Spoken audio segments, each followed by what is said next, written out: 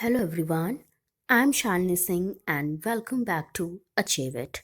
Here we are studying the third chapter from Home Science class 11th, and the name of this chapter is Food, Nutrition, Health and Fitness.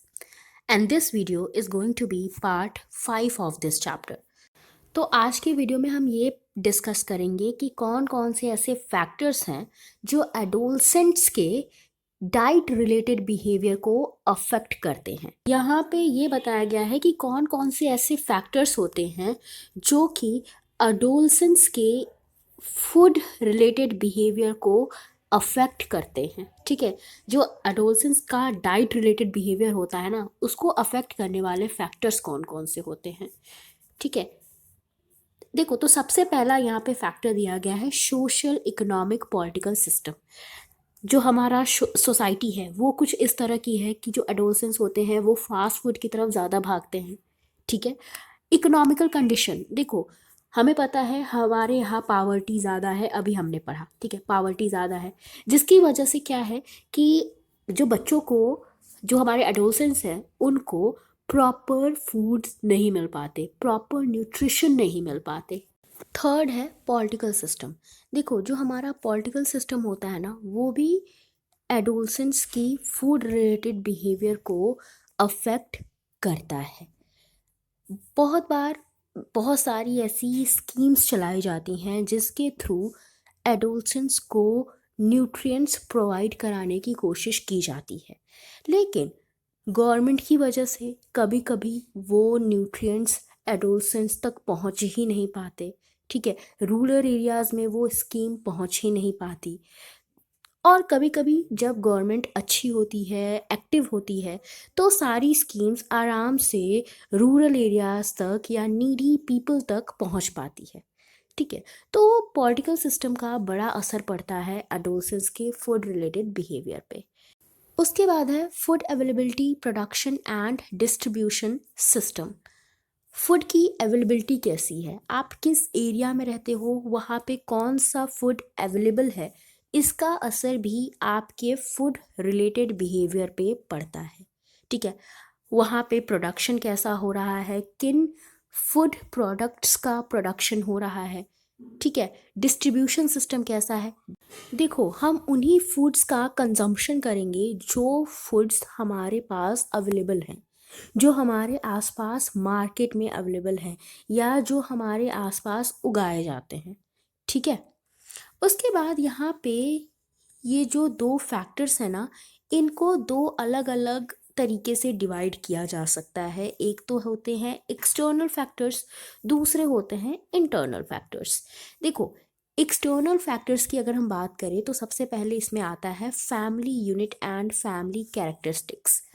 देखो हर family अलग अलग होती है, family की characteristics अलग अलग होती हैं, वैल्यूज़ अलग अलग होती हैं। कोई फैमिली वेजिटेरियन होती है, कोई फैमिली नॉन वेज खाती है।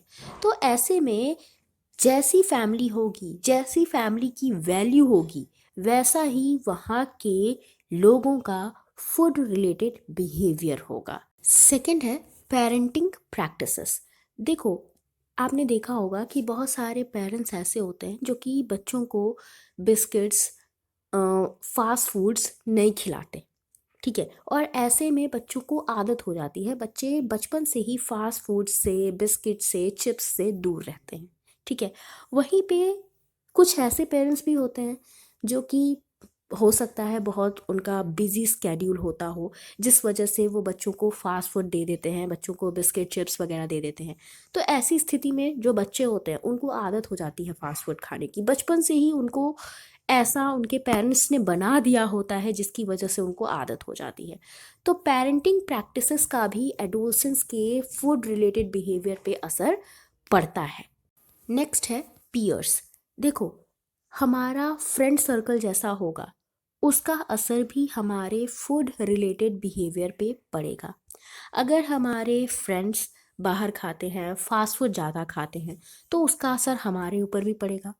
ठीक है, और अगर हमारे फ्रेंड्स टिफ़िन में रोटी सब्ज़ी लाते हैं या ट्रेडिशनल फूड्स को लाते हैं, तो इसका असर हमारे ऊपर भी पड़ेगा। तो फ्रेंड्स का भी असर हमारे खाने पीने पे पड़ता है। ठीक है, उसके बाद है सोशल एंड कल्चरल। देखो, होता क्या है कि जो हमारी सोसाइटी होती है, जो हमारा कल्चर होता है, उसका भी हमारे खाने पीने पे असर पड़ता है। उसके बाद है norms and values. Her society की, हर कल्चर की नॉर्म्स अलग अलग होती हैं, वैल्यूज़ अलग अलग होती हैं। अगर आप इंडिया को देखो तो इंडिया में ही डिफरेंट रिलीजन को फॉलो करने वाले लोग हैं, डिफरेंट स्टेट्स हैं इंडिया में। तो हर स्टेट के लोगों का, हर रिलीजन के लोगों का अलग अलग फूड होता है।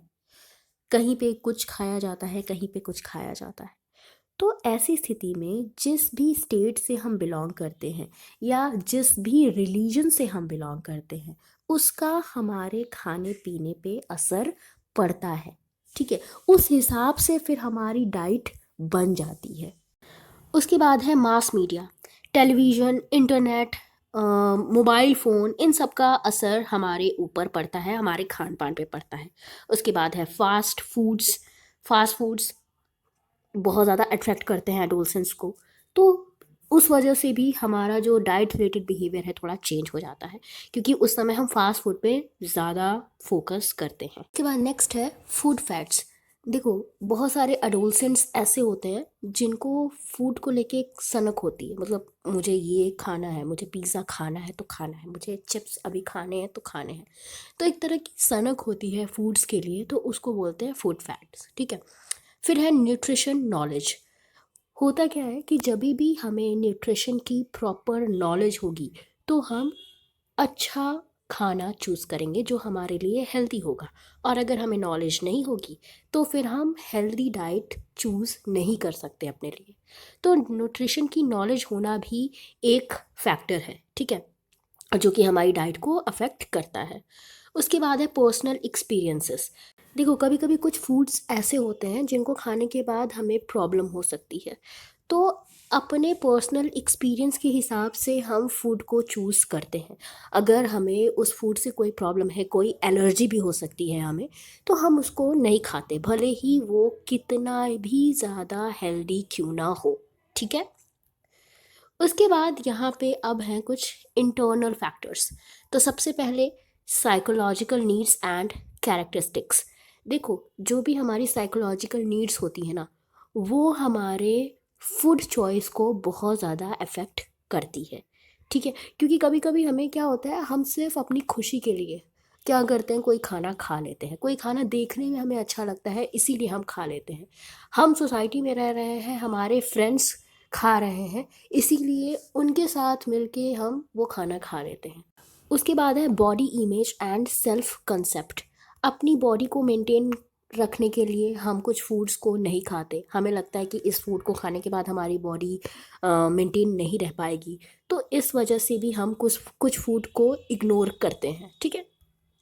और उसके बाद है पर्सनल वैल्यूज़ एंड बिलीव्स। हमारी कुछ वैल्यूज़ होती हैं, कुछ विश्वास होते हैं, बिलीव्स होते हैं, जिनकी वजह से भी हम कुछ फूड्स को नहीं खाते और कुछ को खाते हैं।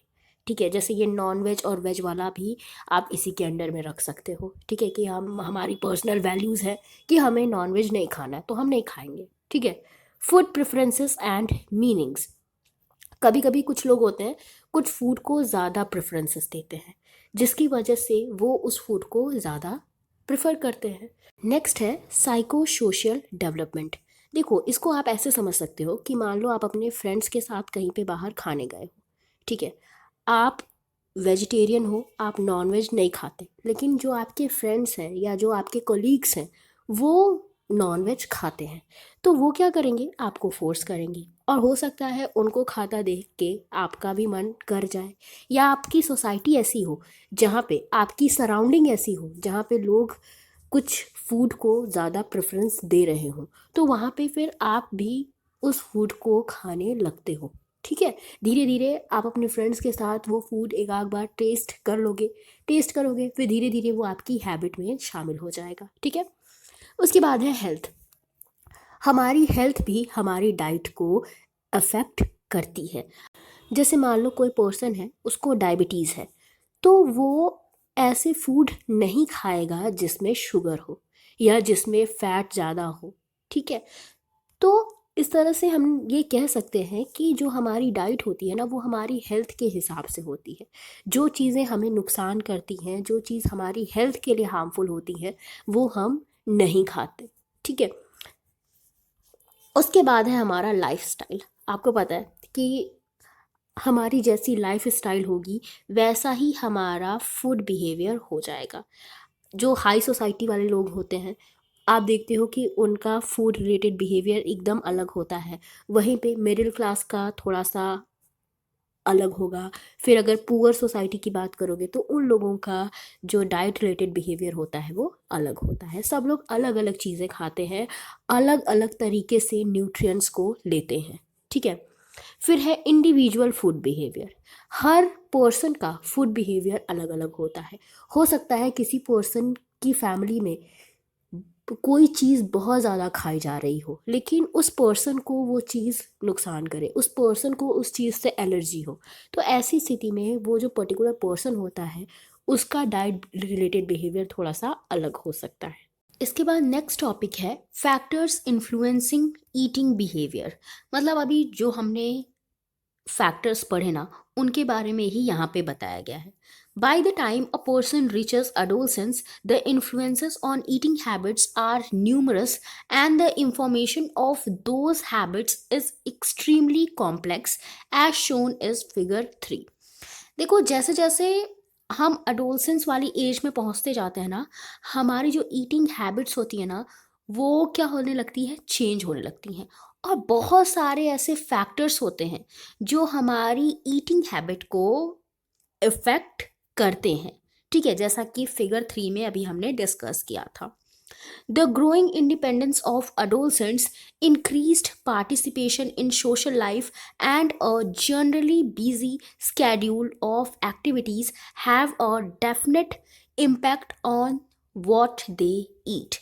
तो देखो, adolescents आजकल ज़्यादा इंडिपेंडेंट हो रहे हैं और वो सोसाइटी में ज़्यादा पार्टिसिपेट कर रहे हैं। अपनी सोशल लाइफ में उनकी पार्टिसिपेशन थोड़ी बढ़ गई है।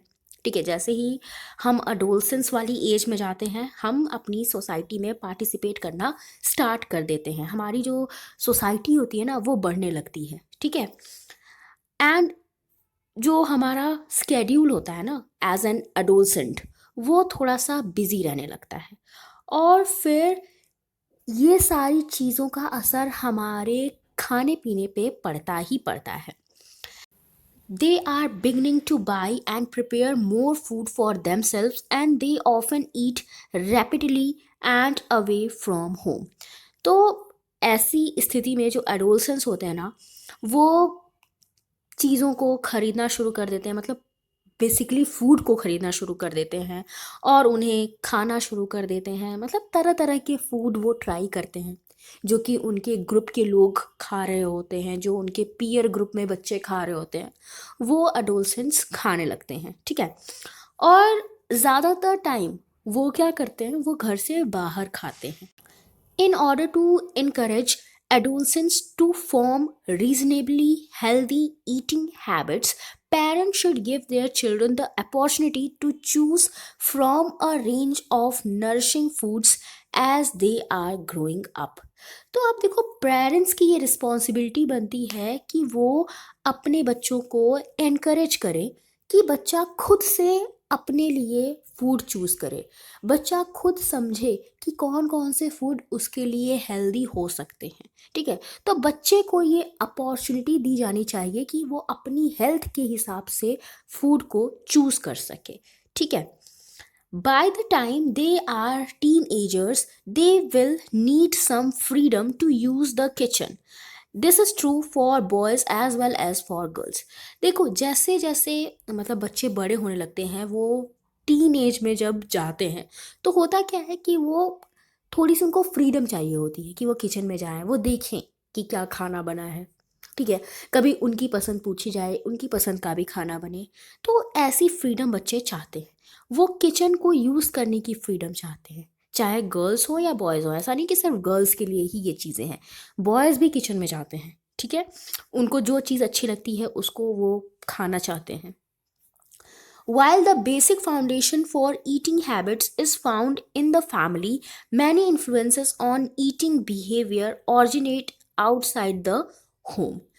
देखो, जो बेसिक जो हमारी ईटिंग हैबिट्स होती हैं वो तो घर पे ही डेवलप होती हैं, ठीक है। उसके बाद बहुत सारे ऐसी हैबिट्स होती हैं जो हम बाहर जाके डेवलप करते हैं, लेकिन जो बेसिक हैबिट्स होती है ना वो हम घर पे ही डेवलप करते हैं, ठीक है। The influence of peers can be a useful source of support as well as a source of stress for the adolescents. तो पीयर ग्रुप्स का हमारे ऊपर पॉजिटिव इफेक्ट भी पड़ता है और नेगेटिव इफेक्ट भी पड़ता है। देखो यहाँ पे बताया गया है कि peer influence and support can be helpful for overweight teenagers, although the same peers can also target such adolescents for teasing. अब देखो, जो पीयर ग्रुप है ना वो हो सकता है, अगर आप ओवरवेट हो या कोई पर्सन अगर ओवरवेट है, वो बहुत ज़्यादा मोटा है, तो हो सकता है उसके दोस्त उसको सपोर्ट करें कि यार तू जैसा है अच्छा है, या तू जैसी भी है अच्छी है, ठीक है, आपको सपोर्ट करे, आपके लिए हेल्पफुल हो। लेकिन कुछ पीयर ग्रुप ऐसे भी होते हैं कि जो आपके ओवरवेट होने का मजाक उड़ा सकते हैं, आपको चिढ़ा सकते हैं कि आप मोटे हो, आपको तरह तरह के नाम दे सकते हैं, ठीक है। तो पीयर ग्रुप दोनों तरह के होते हैं, वो हमें सपोर्ट भी देते हैं और वो हमें स्ट्रेस भी देते हैं। अगर वो आपको अ, आपके ओवरवेट होने की वजह से आपको सपोर्ट करते हैं, आपके लिए हेल्पफुल होते हैं, आपको बताते हैं कि नहीं आप जैसे भी हो अच्छे हो, तो ऐसी स्थिति में वो आपके लिए सपोर्ट का काम करते हैं। लेकिन जब भी वही पीयर ग्रुप आपको चिढ़ाना शुरू कर देते हैं, तब वो आपके लिए स्ट्रेस का काम करते हैं। ये पीयर ग्रुप फिर आपको स्ट्रेस देने लगते हैं। Teenagers are very vulnerable to advertising messages. देखो, जो टीनएजर्स होते हैं ना वो मैसेजेस के लिए, जो एडवर्टाइजमेंट होती हैं उनके लिए बड़े ही संवेदनशील होते हैं। Television, food commercials, and eating habits portrayed in program content have influenced people for more than a decade। और ऐसा बहुत पहले से है कि लोग टेलीविजन में दिखाए जाने वाले फूड एडवर्टाइजमेंट और फूड रिलेटेड जो भी प्रोग्राम्स होते हैं उनसे प्रभावित होते हैं। The majority of advertisements are for products with a high concentration of sweetness and fat. तो जो एडवर्टाइजमेंट दिखाई जाती है उसमें जो ज़्यादातर एडवर्टाइजमेंट ऐसे प्रोडक्ट के होते हैं जिन प्रोडक्ट में स्वीटनेस और फैट ज़्यादा होता है। Hence, adolescents have to be discerning while consuming such food products। तो ऐसे फूड प्रोडक्ट्स को कंज्यूम करने से पहले एडोलसेंट्स को थोड़ा सोचना समझना चाहिए। The ease of obtaining food that is ready to eat also influence the eating habit of teenagers. देखो, जो ऐसे फूड होते हैं ना जो कि रेडी टू ईट होते हैं, यानी कि जो रेडीमेड फूड होते हैं, वो टीन एजर्स को ज़्यादा अट्रैक्ट करते हैं। Through home delivery, vending machine at movies, melas and sporting events, at fast food outlets and convenience groceries, food is available at numerous time throughout the day. तो अगर हम होम डिलीवरी देखें, home delivery के थ्रू, या जब भी कभी हम मूवी देखने जाते हैं, किसी स्पोर्ट इवेंट में जाते हैं या कहीं पे भी बाहर जाते हैं, तो वहाँ पे हमें रेडीमेड फूड मिलता है, ठीक है, जो हमें दिन में कई बार मिलता है, ठीक है। हम जब चाहें तब इस फूड को ले सकते हैं और खा सकते हैं। Hence adolescents may eat more often as well as more of not so healthy food stuffs। तो इस वजह से जो एडोसेंस होते हैं ना वो बहुत ज़्यादा खा लेते हैं, और ये जो वो खा रहे होते हैं ना वो हेल्दी बिल्कुल भी नहीं होता, क्योंकि वो रेडीमेड फूड है। तो कैसा होगा, बहुत दिन से बना हुआ रखा होगा, तो उतना ज़्यादा हेल्दी तो वो होगा नहीं, वो आपकी हेल्थ के लिए हार्मफुल होगा। और उसको आप बहुत ज़्यादा खा रहे हो क्योंकि आपको वो आसानी से मिल जा रहा है, हर जगह मिल जा रहा है, ठीक है। Watching this tendency is advisable. तो जो पेरेंट्स है ना उनको बच्चों की इस टेंडेंसी पे नज़र रखनी चाहिए इसके बाद हमारा नेक्स्ट टॉपिक है eating disorders at adolescence. Adolescence वाली एज में कौन कौन से ईटिंग डिसऑर्डर्स हो सकते हैं। Adolescence is associated with rapid physical growth and body image development. Eating disorders are of special concern at this time. देखो, adolescence एक ऐसा पीरियड होता है जिस समय हमारी बॉडी बहुत तेज़ी से ग्रो कर रही होती है। तो ऐसी स्थिति में जो ईटिंग डिसऑर्डर्स होते हैं ना, वो बहुत ज़्यादा होते हैं और ये ईटिंग डिसऑर्डर्स बहुत ज़्यादा चिंता का विषय भी होते हैं। These changes intensify associated self esteem problems। और ये जो चेंजेस हो रहे होते हैं ना, इनकी वजह से हमें सेल्फ इस्टीम से रिलेटेड प्रॉब्लम हो सकती है, हमारे अंदर आत्मविश्वास की कमी हो सकती है। Anorexia nervosa for example is a disorder so tied to body image distortion that it is most commonly seen in adolescence, the period when a person struggling with self identity and most vulnerable to body image problems। देखो, जो anorexia nervosa है ना, ये एक eating disorder है जो कि adolescence में बहुत कॉमन होता है। ये उस समय होता है ना जब जो एडोलसेंस होते हैं वो अपनी सेल्फ इमेज को लेके बहुत ज़्यादा कंसर्न होते हैं। वो उनको लगता है कि जो उनकी बॉडी है वो उतनी फिट नहीं है या उनकी जो पर्सनालिटी है वो इतनी अच्छी नहीं है। Progress in adopting a normal adult body image will be interrupted for the teenager with an eating disorder। तो इस डिसऑर्डर की वजह से जो टीनेजर होते हैं ना, उनके अंदर बहुत सारी प्रॉब्लम्स आने लगती है।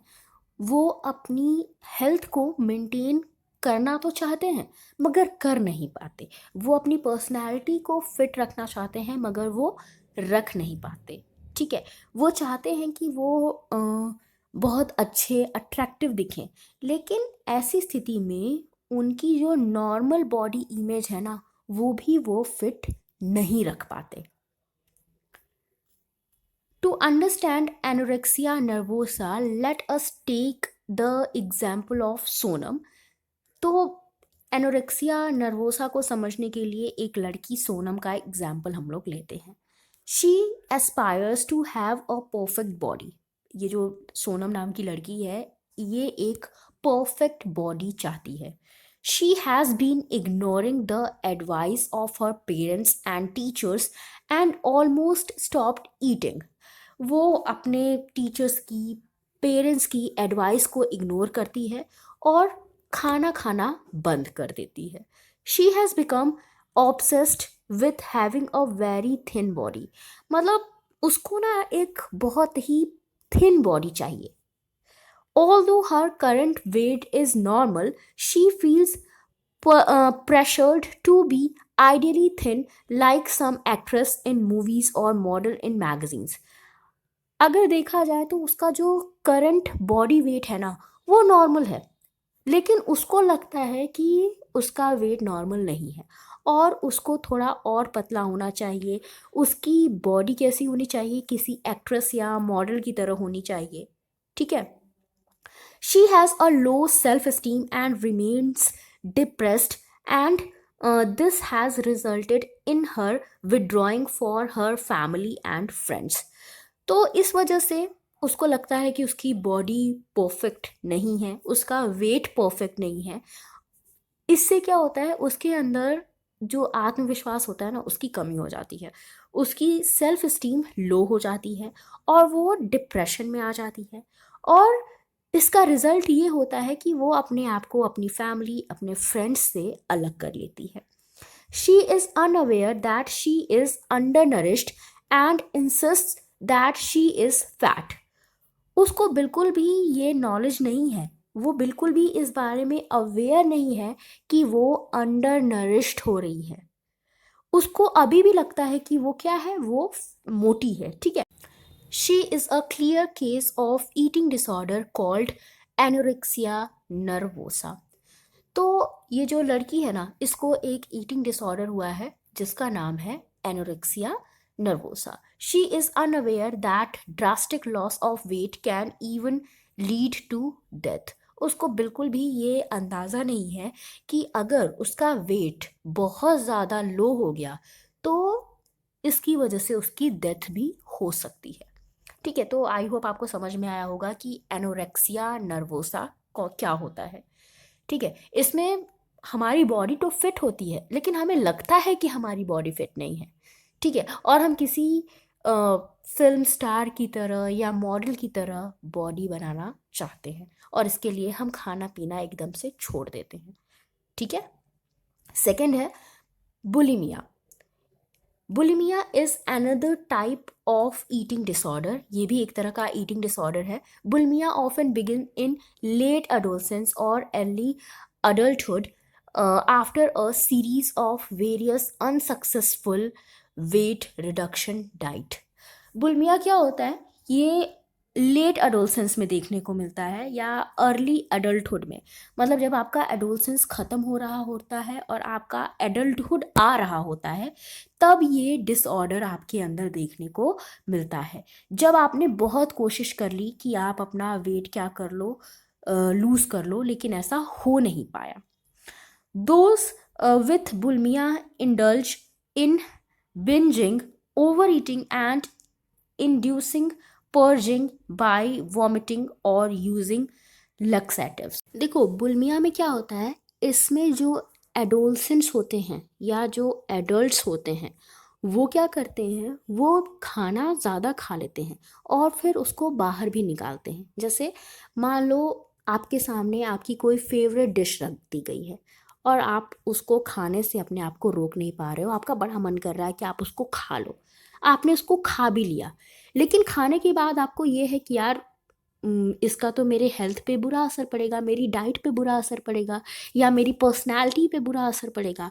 तो फिर आप उसको बाहर निकालते हो, आप उसको वॉमिट करने की कोशिश करते हो। ठीक है, अब इसके लिए आप क्या करते हो, आप दवा वगैरह लेते हो या फिर होता है ना कभी कभी हम मुंह में उंगली डाल के क्या करते हैं, उल्टी करने की कोशिश करते हैं। तो वो चीज़ें यहाँ पे बताई गई हैं। Although more common in females, about 5 to 10% of all eating disorders occur in males too. देखो ये जो डिसऑर्डर है, ये जो बुलिमिया है, ये फीमेल्स में ज़्यादा देखने को मिलता है। ठीक है, लेकिन ऐसा नहीं कि ये मेल्स में देखने को नहीं मिलता है। लगभग 5 to 10% मेल्स भी इससे अफेक्टेड होते हैं। Anorexia and bulimia can have serious consequences such as convulsions, renal failure, irregular heartbeats and dental erosion. देखो एनोरेक्सिया और बुलिमिया का हमारे ऊपर बुरा असर पड़ सकता है।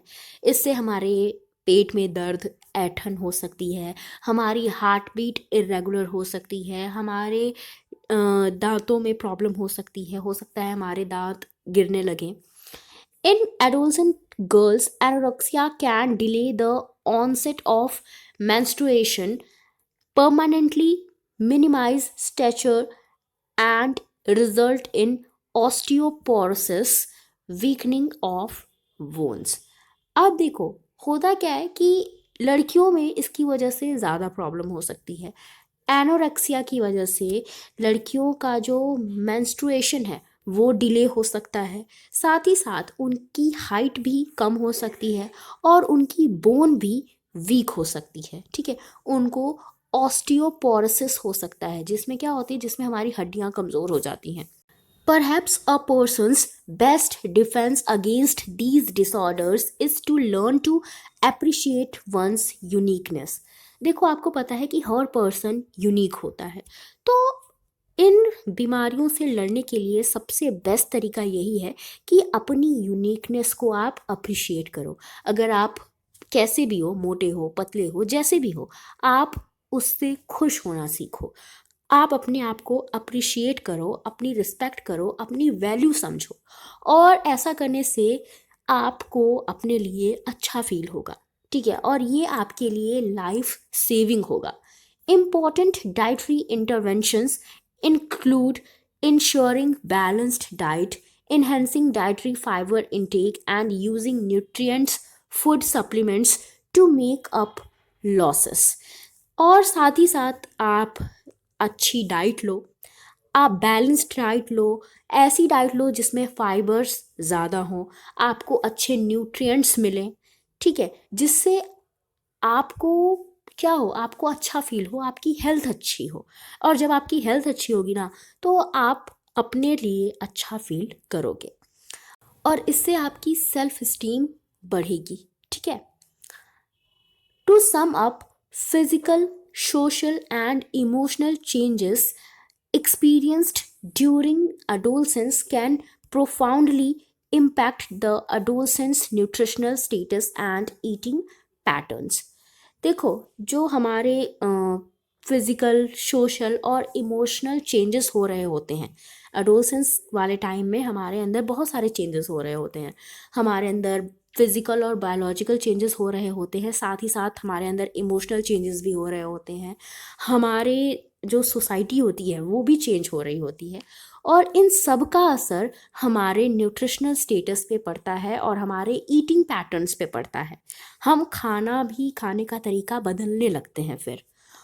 ऑल्दो ये देखा गया है कि जो यंग पीपल होते हैं ना, वो डाइट को लेके उतने ज़्यादा मोटिवेटेड नहीं होते, ठीक है। लेकिन फिर भी अगर वो अच्छे डाइटरी प्रिंसिपल्स को अपनाएं, वो अच्छी डाइट को अपनाएं, तो इससे उनकी लाइफ क्या होगी, हेल्दी होगी, और उनका फ्यूचर भी अच्छा होगा। फ्यूचर में भी उनको हेल्थ से रिलेटेड कोई प्रॉब्लम देखने को नहीं मिलेगी, ठीक है।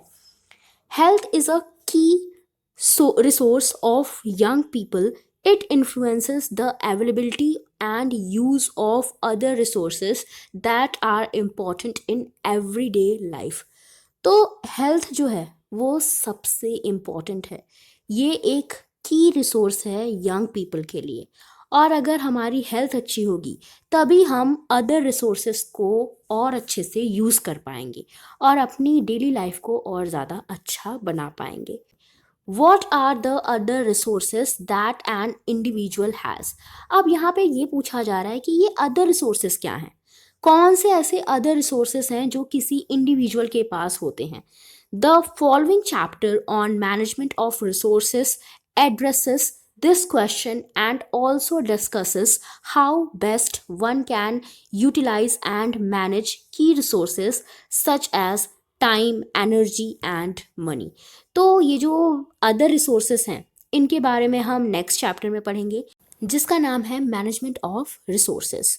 और इसमें हमें ये बताया गया है कि कैसे हम रिसोर्सेस को मैनेज कर सकते हैं और फिर हम कैसे उन रिसोर्सेस को यूटिलाइज कर सकते हैं, ठीक है। और ये रिसोर्सेस कौन कौन से हैं, टाइम, एनर्जी और मनी, ठीक है। तो इसी के साथ हमारा चैप्टर ख़त्म हो गया है। नेक्स्ट चैप्टर के बारे में भी आपको पता चल गया कि नेक्स्ट चैप्टर में आपको बेसिकली पढ़ना क्या क्या है, ठीक है। अब यहाँ पे हमारे कुछ की टर्म्स और उनकी मीनिंग दी गई है, इनको पढ़ लेते हैं। सबसे पहला है एक्टिविटी लेवल। ये क्या होता है? Level of activity of a person, sedentary or light, moderate and heavy. This is closely related to one's occupation. Level of activity क्या होता है कि एक पर्सन कितनी हद तक काम कर सकता है, किस लेवल तक एक्टिव रह सकता है, ठीक है। कुछ पर्सन लाइट एक्टिविटी करते हैं, कुछ पर्सन थोड़ी मॉडरेट एक्टिविटी करते हैं, कुछ पर्सन हैवी एक्टिविटी करते हैं। और ये जो एक्टिविटी का लेवल होता है ना, ये हमारे ऑक्यूपेशन पे डिपेंड करता है। हमारा ऑक्यूपेशन जैसा होगा, हमारा व्यवसाय जैसा होगा, वैसा ही हमारी एक्टिविटी का लेवल होगा, ठीक है। दूसरा है balanced diet. A diet which includes a variety of foods in adequate amounts and correct proportions to supply all essential nutrients which promote and preserve good health. Balance diet क्या होती है? ये एक ऐसी डाइट होती है जहाँ पे कई सारी वैरायटी के फूड रहते हैं और यहाँ पे आपको अच्छे न्यूट्रिएंट्स मिलते हैं। मतलब जितनी ज़रूरत है आपको न्यूट्रिएंट्स की, उस अमाउंट में आपको न्यूट्रिएंट्स मिलते हैं ताकि आपकी हेल्थ अच्छी रह सके, ठीक है। फिर है food groups. A number of food sharing common characteristics which are grouped together. देखो, जो फूड जिनकी कैरेक्टरिस्टिक्स कॉमन होती हैं, मतलब जिनमें कॉमन न्यूट्रिएंट्स पाए जाते हैं, उनको एक पर्टिकुलर ग्रुप में रखा जाता है। इसी को हम फूड ग्रुप्स कहते हैं। ठीक है। नेक्स्ट है lactation, the period when the mother nurses her infant. ये एक ऐसा पीरियड है जहाँ पे मदर अपने इन्फेंट को अपना दूध पिलाती है। नेक्स्ट है physiological state, state when nutrient needs increase because of normal physiological events such as pregnancy and lactation. देखो, फिजियोलॉजिकल स्टेट क्या होती है? जब कुछ ऐसे इवेंट्स होते हैं जहाँ पे हमारी बॉडी में न्यूट्रिएंट्स की नीड बढ़ जाती है, उसको हम फिजियोलॉजिकल स्टेट्स बोलते हैं। जैसे प्रेगनेंसी एक फिजियोलॉजिकल स्टेट है, क्योंकि यहाँ पे कुछ पर्टिकुलर न्यूट्रिएंट्स की नीड बढ़ जाती है। और लैक्टेशन भी फिजियोलॉजिकल स्टेट है, यहाँ पे भी जो हमारी बॉडी में न्यूट्रिशनल नीड्स हैं वो क्या हो जाती हैं, वो बढ़ जाती हैं। तो आई होप आपको समझ में आया होगा। नेक्स्ट है आरडीए, यानी कि recommended dietary allowance, allowances of nutrients which cover the needs of practically all healthy individuals. देखो, जो न्यूट्रिएंट्स की अलाउंस है उससे ये पता चलता है कि एक पर्सन को हेल्दी रहने के लिए किन किन न्यूट्रिएंट्स की कितने अमाउंट में ज़रूरत है, मतलब आपकी बॉडी में किन किन न्यूट्रिएंट्स की ज़रूरत है और किस अमाउंट में उन पर्टिकुलर न्यूट्रिएंट्स की ज़रूरत है। ठीक है। These are not requirement for any individual but guidelines which tell us the amount of nutrients to be consumed daily. अब यहाँ पे देखो, किसी एक इंडिविजुअल के लिए ये नहीं बताया गया है कि हाँ, इस पर्टिकुलर इंडिविजुअल को ये न्यूट्रिएंट इस मात्रा में लेना चाहिए, कि मतलब आपको इतना कार्बोहाइड्रेट लेना चाहिए, इतना प्रोटीन लेना चाहिए, ऐसा कुछ यहाँ पे नहीं कहा गया है। यहाँ पे एक गाइडलाइंस दी गई हैं जहाँ पे आपको ये समझाया गया है कि नॉर्मली एक नॉर्मल इंडिविजुअल को कितना अमाउंट में न्यूट्रिएंट्स लेने चाहिए। अगर आपको आयरन लेना चाहिए तो किस अमाउंट में लेना चाहिए। तो हर लाइफ की स्टेज के हिसाब से बताया गया है कि किस स्टेज में किस पर्सन को कौन कौन से न्यूट्रिएंट्स लेने चाहिए और किस किस अमाउंट में लेने चाहिए। ठीक है। मान लो अगर कोई प्रेग्नेंट लेडी है तो उसको आयरन किस अमाउंट में लेना चाहिए। ठीक है। उसको प्रोटीन किस अमाउंट में लेना चाहिए। उसी तरह अगर कोई ऐसा पर्सन है जिसको डायबिटीज़ है तो उसको कौन कौन से न्यूट्रिएंट्स लेने चाहिए और किस अमाउंट में लेने चाहिए, ये सब आरडीए में बताया गया है। ठीक है। तो आई होप आपको ये सारे टर्म्स समझ में आए होंगे। इसी के साथ हमारा ये चैप्टर कंप्लीट होता है। आई होप जो भी हमने आज पढ़ा सब आपको समझ में आया हो। वीडियो अच्छा लगा हो तो लाइक कर देना, शेयर कर देना और चैनल को सब्सक्राइब कर देना। Thank you for watching.